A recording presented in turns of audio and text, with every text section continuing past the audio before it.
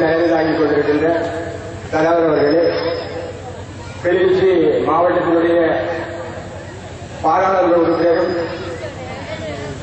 இந்த பிரதேசத்திலே கிளிநொச்சி மாவட்டத்திலே இருக்கின்ற அத்தனை பேரையும் வழிநடத்திக் கொண்டிருக்கின்ற மதிப்புரிய பாராளுமன்ற உறுப்பினர் தம்பி ஸ்ரீதரன் அவர்களே, மற்றும் இங்கே 3 மும்மணிகளாக இந்த தேர்தல் களத்திலே குதித்திருக்கின்ற எனது மதிப்புக்குரிய அரியரண்ணம் ஐயா அவர்களே, குருவராஜா ஐயா அவர்களே, நண்பர்கள் பசுவதி பிள்ளை அவர்களே, இவற்றை எல்லாவற்றுக்கு எங்களுடைய கிளிநொச்சி கரைச்சி பிரதேச சபையுடைய பணியாளர்களே, உபதலைவர்களே, தலைவர்களே மற்றும் இங்கே இருக்கின்ற பெரியோர்களே, இவர் எல்லாவற்றுக்கும் மேலாக இங்கே நான் கேட்டுக் கொண்டிருந்த அத்தனை பேருடைய பேச்சுக்களிலேயும் இங்கே மாற்றுக் கட்சியினரால் எவ்வாறு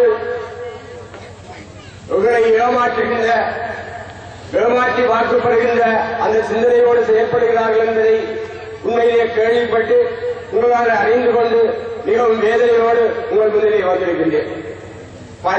இந்த 2013ஆம் ஆண்டு இந்த மாகாண சபை தேர்தலிலே பல இடங்களிலே நாங்கள் உரையாற்றி இருக்கிறோம், அல்லது அந்த கூட்டங்களிலே கலந்து கொண்டிருக்கிறோம். ஆனால் நான் உண்மையிலே விசுவாசமாக சொல்கின்றேன், இந்த ஸ்கந்தபுரம் மண்ணிலே இன்றைக்கு நான் காணுகின்ற அந்த அற்புதமான ஒரு நிகழ்வு நான் வேறெங்கும் காணவில்லை. குறிப்பாக நான் உங்களை கூற விரும்புகிறேன், எங்களுடைய தாய்க்குளம், எங்களுடைய அன்பு சகோதரிகள் இத்தனை அழுத்தங்களுக்கு மத்தியிலும் எங்களுடைய தேர்தல் பிரச்சார மேடை கேட்பதற்கு வந்திருக்கிறார்கள் என்றால் இந்த ஸ்கந்தபுரம் உண்மையிலேயே எதை சாதிக்கப் போகின்றது என்பதை நான் எதற்கென் அந்த சகோதரிகளுக்கும் தாய்மார்களுக்கும் கூறி வைக்க விரும்புவதோடு நான் பல கூட்டங்களில் பார்த்திருக்கிறேன். பலர் வந்திருப்பார்கள் கூட்டத்திற்கு. எங்களைப் போல நினைத்த தலைகளை அங்கே காணக்கூடியதாக இருந்தது. ஆனால் இன்றைக்கு ஒரு இளைஞர் அணி இங்கே வந்திருக்கிறது. இந்த இளைஞர் அணி எப்படி செயல்படுகிறது என்பதை நாங்கள் தெளிவாக புரிந்து கொள்ளக்கூடியதாக இருக்கிறது. இத்தனை மறுத்தல்களுக்கும் இத்தனை பெருத்தல்களுக்கும் அழுத்தங்களுக்கும் மத்தியிலே இந்த இளைஞர்கள் களமிறங்கி இருக்கிறார்கள் என்றால் நிச்சயமாக நான் நினைக்கிறேன், அவர்கள் எந்த பிரசாரத்தை செய்தாலும் இத்தனை 1000 கமராக்களை மேலே பூட்டினாலும் கூட நிச்சயமாக ஸ்கந்தபுரத்திலிருந்து அன்புக்குரியவர்களே, நாங்கள் இன்றைக்கு பலவிதமான இவர்களுடைய பிரசாரத்தை பற்றி சொல்லி கேள்விக்கு வருகிறவர்கள். நாங்கள் முல்லைத்தீவு மாவட்டத்திலே பிரசாரம் செய்கிறார்கள், பொய்களை கூறுகிறார்கள், புரட்டுக்களை அள்ளி விடுகிறார்கள். ஆனால் ஆக கீழிறங்கி இந்த பிரசாரத்தை அவர்கள் செய்யவில்லை. இந்த மண்ணிலே செய்து கொண்டிருக்கிறார்கள். அவர்களுடைய அந்த வார்த்தைகளை நீங்கள் செவிமடுக்காமல் உங்களுடைய கடமைகளை செய்வீர்கள் என்ற ஒரு உறுதியான நம்பிக்கையோடு நான் உங்களிடத்திலே சில கருத்துக்களை சொல்லலாம் என்று நினைக்கிறேன். உண்மையிலே நான் இங்கே முதலாக இந்த தேர்தல் அறிவிக்கப்பட்ட பின்பு இந்த மூவரையும் ஆதரித்து பட்டக்கட்சியிலே நடந்த அந்த தேர்தல் பிரச்சாரத்திலே நான் கலந்து கொண்டு உரையாற்றக்கூடிய வாய்ப்பு கிடைத்தது. வீடு வீடாக சென்று வாக்கு கேட்க வேண்டிய அந்த சந்தர்ப்பம் கிடைத்தது பட்டக்கட்சி போன்ற பிரதேசங்களில். உண்மையில் அந்த மக்கள் எங்களிலும் பார்க்க ஒரு தெளிவான சிந்தனையோடு இந்த தேர்தலுடைய முக்கியத்துவத்தை பார்த்துக் கொண்டிருக்கிறார்கள், அது தெரிந்து கொண்டிருக்கிறார்கள் என்பதை காணக்கூடியதாக இருந்தது. ஆனால் நாங்கள் சிறப்பில் சொல்கிறோம், உண்மையிலே நாங்கள் இந்த உங்களிடத்திலே நாங்கள் போன வீடுகளிலே இன்றைக்கு முல்லைத்தீவு மாவட்டத்திலே கூட வரக்கூடிய 14-15 கிராமங்களிலே நாங்கள் பணி செய்திருக்கிறோம். அந்த கூட நாங்கள் உங்களுடைய வாக்குகளை எங்களுக்கு தாருங்கள் என்று ஒரு சந்தர்ப்பத்திலே கூட கேட்கவில்லை. உங்களுடைய வாக்கு யாருக்கு என்று கேட்டோம். இது என்னையா கேட்கிறீர்கள்? சில வேளை நாங்கள் உங்களுடைய வாக்குகளை தாருங்கள் என்று கேட்டிருந்தால் நிச்சயமாக எங்களுக்கு கல்லடி இல்லாவிட்டாலும் சொல்லடி கிடைத்திருக்கும். உங்களுடைய வாக்குகளை யாருக்கு என்று கேட்டோம். இது என்னையா கேட்கிறீர்கள்?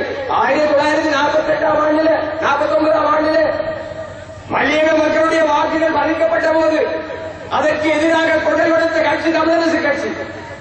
1956ஆம் ஆண்டில் தனி சிங்கள சட்டம் கொண்டு வந்த போது அதற்கு எதிராக பல சாத்திய போராட்டங்களை நடத்திய கட்சி தமிழரசு கட்சி. இவற்றையெல்லாம் மறந்து இதைவிட அந்த காலகட்டத்திலே தந்தை செல்வா அவர்களுடைய தலைமையிலே பலவிதமான போராட்டங்களை சத்தியாகிரகங்களை நடத்தியவர்கள் இந்த தமிழரசு கட்சியினர் என்பது எங்களுக்கு தெரியாதா?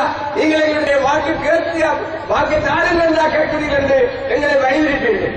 உண்மையிலே இங்கே ஒருவர் குறிப்பிட்டது போல அந்த சத்தியாகிரக மேடைகளிலே கொழும்பிலே சத்தியாகிரகம் எதிர்ப்பு நடவடிக்கையில் ஈடுபட்ட போது எங்களுடைய பாராளுமன்ற பிரதிநிதியாக இருந்து அவதலிங்கம் அவர்களை அடித்து உதைத்து பேரையாற்றிலே தூக்கி வீசி தலையிலே ரத்தம் சொட்ட சொட்ட சட்டைகள் இரத்தத்திலே நனைந்த அந்த கோலத்தோடு பாராளுமன்றத்திலே புகுந்து அற்புதமான உரையை ஆற்றினாரே, அதை நாங்கள் மறந்து விட்டார் என்றா நீங்கள் கேட்கிறீர்கள், நீங்க சொல்ல கேட்கலாம். உண்மையிலேயே இன்னைக்கு ஒரு நாங்கள் இந்த சாத்தியமான போராட்டம் பல 30 வருடங்களாக அந்த செல்வாவுடைய தலைமையிலே சாத்திய போராட்டத்தை இந்த தமிழக கட்சியினர் நடத்தினார்கள். அதற்கு இந்த மூல முடுக்கெல்லாம் பெரிய ஆதரவுகள் கிடைத்து வந்ததை நீங்கள் அறிவீர்கள். இன்றைக்கு அதே பாணியிலே இதற்கு பின்பு உங்களுக்கு தெரியும், ஆயுதம் ஏந்தி போராடிய அந்த வரலாறு உங்களுக்கு தெரியும். எங்களுடைய தாலை தலைவன் பிரபாகரனுடைய அந்த காலத்திலே எங்களுடைய நாட்டிலே எந்த ஆட்சி ஒரு நல்ல ஆட்சி நடந்தது. நாங்கள் இரவு 12 மணிக்கு கூட ஒரு சாதாரணமான ஒரு பெண் பிள்ளை இன்னொருத்துக்கு வீதியால் நடந்து செல்லக்கூடிய ஒரு சுதந்திரம் இருந்தது. அந்த சுதந்திரத்தில் இருக்கிறதா என்று நான் கேட்கின்றேன். உண்மையிலேயே இன்றைக்கு இந்த பிரகாரம் செய்கிறவர்கள் வேதனையாக இருக்கிறது.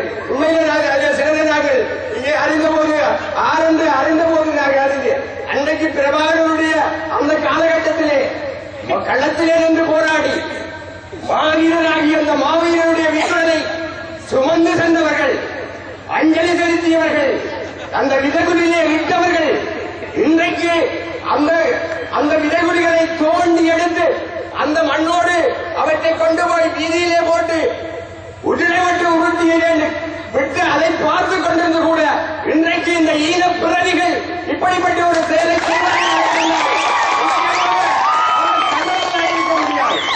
நிச்சயமாக தமிழராக இருக்க முடியாது. வருகின்ற 21ஆம் தேதி நிச்சயமாக இந்த அரசு நாங்கள் ஆட்சி அமைக்கப் போகின்றோம். எங்களுக்கு பல 5 அமைச்சுகள் வரப்போகிறது, சுகாதார அமைச்சு ஒன்று வரப்போகிறது, நல்ல வைத்தியர்கள் அமைச்சராக வரப்போகிறார்கள். இப்படிப்பட்டவர்கள் உண்மையான தமிழர்கள் தானா என்று மற்றவண்ணு பரிசோதனை செய்து பார்க்க வேண்டிய ஒரு காலகட்டத்தில் அன்புக்குரியவர்களே, நான் அதிகமாக இங்கே குறிப்பிட விரும்பவில்லை. இன்னும் வந்து சொல்கிறார்கள் ஏதோ அபிவிருத்தியா, என்னத்தை அபிவிருத்தி என்றதற்கு விளங்கவில்லை. இந்த ஏழையின் வீதியில 2 மட்டும் மலைய உயரமான கட்டிடங்கள், அது உண்மையில அபிவிருத்தி தான். உண்மையில் ஒன்றை சொல்கிறேன், நாங்கள் வட்ட கட்சி கூட்டத்துக்கு வந்துவிட்டு அந்த டிப்போ சந்தியால ஓட்ட சைக்கிள்ல ஏதோ ஒரு தவறு இருந்த காரணத்தினால அந்த மத்திய கல்லூரிக்கு பின்னாலே இருக்கிறவருக்கு ஒரு ஒழுங்கு வழியாக சென்றோம். இன்னைக்கு கொஞ்ச தூரத்துக்கு உருட்டி கொண்டு வேண்டும். இதுதான் நாங்க வந்திருக்கிறோம் அபிவிருத்தி. நீங்கள் இந்த உள் வீதியை பாருங்க, என்ன நடந்திருக்கிறது, என்ன கட்டிடங்கள் இருக்கின்றன, அதை பற்றி அபிவிருத்தியை பற்றி சொல்றாரு. சில வேளை தாங்கள் அடைந்த அபிவிருத்தியை பற்றி சொல்கிறார்கள் தெரியவில்லை. அபிவிருத்தி என்பது இது மற்றது வீடு தந்தோம் என்று சொல்றார்கள், வீடு தந்தோம் என்று சொல்கிறார்கள், கட்டடங்கள் தந்தோம் என்று சொல்றார்கள், பாடசாலைகள் தந்தோம் என்று சொல்கிறார்கள். ஏற்றிக்கொள்றோம், தந்தவர்கள் தான். இந்த வீட்டை யாரப்பா தந்தது? அது தனக்கு ஆதரவாக இருந்தவர்கள் தமிழ் தேசிய கூட்டமைப்பினர் என்பதை இவர்கள் மறந்துவிடக்கூடாது. இந்திய அரசாங்கத்தோடு பலமுறை பேச்சுவார்த்தை நடத்தி இந்த வீடுகளை தந்தவர்கள், அந்த வீடுகளை வர பண்ணியவர்கள் தமிழ் தேசிய கூட்டமைப்பு. சரி, அதை விடுவோம், அதற்கு கையில் தந்தார்கள் பேச்சு. நாங்கள் அதற்கு முன்ன இந்த இடம்பெயர்வதற்கு முன்ன, நாங்கள் முள்ளிவாய்க்காலுக்கு போறதுக்கு முன்ன எங்கள் மரங்களுக்குள்ள இருந்தாங்களா, மாளிகைகளில் அழகான வீடுகளில் இருந்தாங்க. அந்த வீட்டை உடைத்தது யார்? நீங்கள் சொல்லுகின்ற அந்த உங்களுடைய தலைவர்கள், அவர்கள் தான் இந்த அரசாங்கம் தான் செய்தது. உடைத்தவர்கள் திருப்பி கொஞ்சம் கொஞ்சமாக தாராள வச்சுக்கொண்டு இதை விட கணக்கு மறந்துட்டார்கள். தந்தது நீங்கள் வந்தா சொல்லுங்க, நீங்கள் தந்தது திரும்பாக்க கணக்கு இருக்கு. நீங்கள் எருகடையை தந்த, நீங்கள் துப்பாக்கி தந்த, நீங்கள் நீங்கள் மறந்து விட்டீங்களா? அல்லது உங்களுடைய தலைவர்கள் இதை சொல்லித் தரவில்லையா? சொல்லுங்க. ஆகவே அவர்களுடைய இந்த வார்த்தைகளை விடுத்து நாங்கள் மிக தெளிவாக, எங்களுடைய மக்கள் மிக தெளிவாக இருக்கிறார்கள். தமிழ் தேசிய கூட்டமைப்புக்கு வாக்களிக்க வேண்டும் என்பதில் இருக்கிறார்கள். உண்மையில் ஒரு வித்தியாசமான தேர்தல். எங்களுடைய இந்த தேர்தலை, வருகின்ற ஆட்சியை யார் அமைக்கின்றார்கள் என்பது பிரச்சனை இல்லை. அது எங்களுடைய வேட்பாளர்கள் கூடியதால் அது முடிஞ்ச முடிவு. தமிழ் தேசிய கூட்டமைப்பினர் ஆட்சி அமைக்க போறார். எங்களுக்கு தேவை ஆட்சி அமைக்கக்கூடிய அதிகாரம் இல்லை. 19-20 ஆதரவு இல்லை. இந்த மாகாண சட்டத்தில் ஆளுநருக்கு சில அதிகாரம் இருக்கு. அந்த அதிகாரத்தை உடைக்க வேண்டுமாக இருந்தால் 3/2 பெரும்பான்மை தேவை. 30க்கு மேற்பட்ட ஆதரவுகளை எடுக்க வேண்டிய ஒரு நிலையில் நாங்கள் இருக்கிறோம். ஆகவே தயவு செய்து நான் அதிகமாக பேசவில்லை. இங்க நாங்கள் எங்க மாவட்டத்தை பொறுத்த மட்டும் ஒரு மிகவும் நெருக்கடியான ஒரு மாவட்டத்தில் நாங்கள் இருக்கிறோம். சிங்கள குடியேற்றங்கள், முஸ்லிம் குடியேற்றங்கள் ஒவ்வொரு நாளும் உழைத்துக் கொண்டிருக்கிற ஒரு மாவட்டத்தில் நாங்கள் இருக்கிறோம். இந்த இப்படிப்பட்டவற்றை நாங்கள் உடை தெரிய வேண்டுமாக இருந்தால் மாகாணத்தை நாங்கள் கைப்பற்ற வேண்டும். தயவு செய்து 21ஆம் தேதி இங்கே பலர் குறிப்பிட்டது போல நாங்கள் போவதற்கு முன்பு இங்க இருக்கிற சொன்னார்கள் அலிபாபாவின் 40 திருடர்களும் இங்கே இருந்து போவதற்கு முன்பு சில பல வாக்களிக்கப்பட்டிருக்கலாம். இது கடந்த கால அனுபவம். ஆகவே இந்த இளைஞர்கள் மிகவும் சந்தோஷமாக இருக்கிறது. நீங்கள் அதிகாலை அவர்கள் 5 மணி கிளம்பி சொல்லி சொன்னார்கள். நீங்கள் 4 மணி கிளம்பி ஒவ்வொரு வீட்டுக்கும் துயிலெழுப்புங்கள், திருப்பள்ளி எழுச்சி பாடுங்கள், அவர்களை அழைத்து செல்லுங்கள். அவர்கள் உண்மையிலே செல்ல முடியாதவர்களுக்கு ஏதாவது ஏற்பாடு செய்யுங்கள். வாக்களிப்பு 12 மணிக்குள்ள நீங்கள் வாக்களித்து நிம்மதியா வந்து நீங்கள் தூங்கலாம். நினைக்கிறேன் 12 மணிக்கு பிறகு செய்திகள் வெளியே வரும். இந்த வடமாகாண சபையின் தேர்தலை சர்வதேசம் பார்த்துக் கொண்டிருக்கு. அது நிச்சயமாக புரிந்து கொள்ள வேண்டும். இந்த சர்வதேச சமூகத்துக்கு நாங்கள் ஒரு செய்தியை சொல்லணும். எங்களுடைய இலங்கை அரசாங்கத்துக்கு ஒரு செய்தியை நாங்கள் சொல்லணும். இந்த அபிவிருத்தி என்ற மாயக்குள்ளே என்ற மக்கள் இருக்க இல்லை. இந்த நாட்டில் உரிமையோடு ஆட்சி செய்து ஒரு இனம் மீண்டும் இந்த இனம் உரிமையோடு வாழ்வதற்கு இருக்கிறது என்ற செய்தியை சர்வதேச சங்கத்துக்கு சொல்ல வேண்டிய ஒரு தேவை இருக்கு. உண்மையிலே கைப்பெறக்கூட செய்து பார்க்கல. மற்ற பக்கமாக இது மாறுபட்டால் முள்ளிவாய்க்காலுக்கு கொண்டு போனது சரி, காணாமல் போக செய்ய சரி, எங்களுடைய இனத்தினுடைய விடுதலை புலிகளுடைய வீரர்களை பச்சளம் பாலகன் பாலச்சந்திரனை கொண்டது சரி, இங்கே விதவைகளாக்கப்பட்டு அல்லோட கண்ணீரின் கம்பளையுமாக இருக்க செய்யப்பட்டது சரி என்பதை இந்த அரசாங்கம் இந்த தேர்தல் முடிவு காட்டுமாக இருந்தால் அந்த தேர்தல் முடிவு எதிர்மாறாக நடந்ததல்ல. இவற்றுக்கெல்லாம் நாங்கள் அங்கீகாரம் கொடுத்தவர்களாக மாறுவோம். உண்மையில் அது ஒரு காலம் நடக்காது. ஆகவே என் அன்புக்குரிய இந்த பிரதேசம் வாழ் மக்களே, நீங்கள் திங்கட்கிழமை அந்த 21ஆம் தேதி அதிகாலை அங்கு சென்று உங்களுடைய வாக்குகளை மிக தெளிவாக மிக சுலபம் ஐயா அவர்கள் அந்த பட்டியலில் இருக்கின்ற கட்சிகளுடைய பேரை பார்த்து உண்மையில இருக்கிறது ஒரே ஒரு கட்சி தான் தமிழ் கட்சி. அதுவும் முதல்ல அவங்க தெரியும் வீடு வெளில போகுது முதலாம் வர போகுது முன்னுக்கே இருக்குது. எந்த விதமான கவலையும் இல்லை. தயவு செய்து போன வருடம் இதுக்கு முன்பு நடந்த மட்டக்களப்பில் கிழக்கு மாவட்டத்தில் நடந்த மாவட்ட தேர்தலில் திருகோணமலை மாவட்டத்தில் 10,000 வாக்குகள் நிராகரிக்கப்பட்டிருக்கு. அதில் 8,500 வாக்குகளுக்கு மேலாக தமிழ் தேசிய கூட்டமைப்புக்கு விழுந்த வாக்குகள். மிக தெளிவாக இருங்கள். எங்களுடைய அதிகாரிகள் இங்க அதிகாரிகள் தேர்தல் அதிகாரிகளாக எங்கே இருந்து வருகிறார்கள். சில வேளை கோர்ட்டில் ஒரு சின்ன முட்டுனாலும் கூட தட்டா போய். ஆகவே தயவு செய்து மிக நிதானமாக அந்த வீட்டுக்கு நேரே புள்ளடிகள். உங்களுக்கு மற்றது தெரியும், கிளிநொச்சியில 3 உதயசூரியர்கள் களத்திலே நிற்க போகிறார்கள். உங்களுக்கு 3 விருப்ப வாக்குகள் இருக்கு. இது எங்களுக்கு அங்கால தெரியாத பேச்சு. 8 பேர்ல 6க்கு என்ன செய்கிறார்? இங்க உங்களுக்கு அந்த சிக்கல் ஒன்றும் இல்லை. 1, 5, 7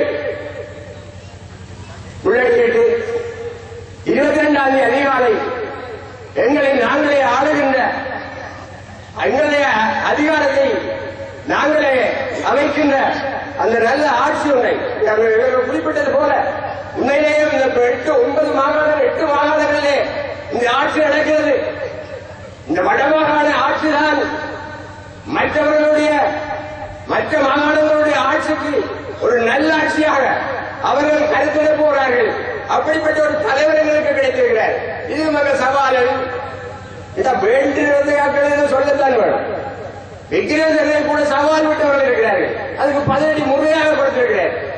ஆகவே நீங்கள் இந்த அதிக வாய்ப்பை பயன்படுத்தி எங்களுடைய வருங்கால சந்ததி இந்த மண்ணில நிம்மதியாகவும் சுதந்திரமாகவும் வாழ்வதற்கு அடியோடுவீர்கள் என்று கேட்டு வாய்ப்பினை வழங்கி வைத்து நன்றி கூறி உங்களிடம் விடைபெற்றுக் கொள்கிறேன்.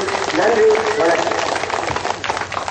கருத்துரை வழங்கிய கண்ணையம்மாசிரியர் அவர்களுக்கு நன்றி கூறி அடுத்ததாக பிரதம அதிதிகள் தயவு செய்து தங்களுக்கு கொடுக்கப்பட்ட ஆசனங்கள் வந்திருக்கவும் ஏன்னு சொன்னால் உங்களை பார்த்து அச்சமடைகிறார் மக்கள்.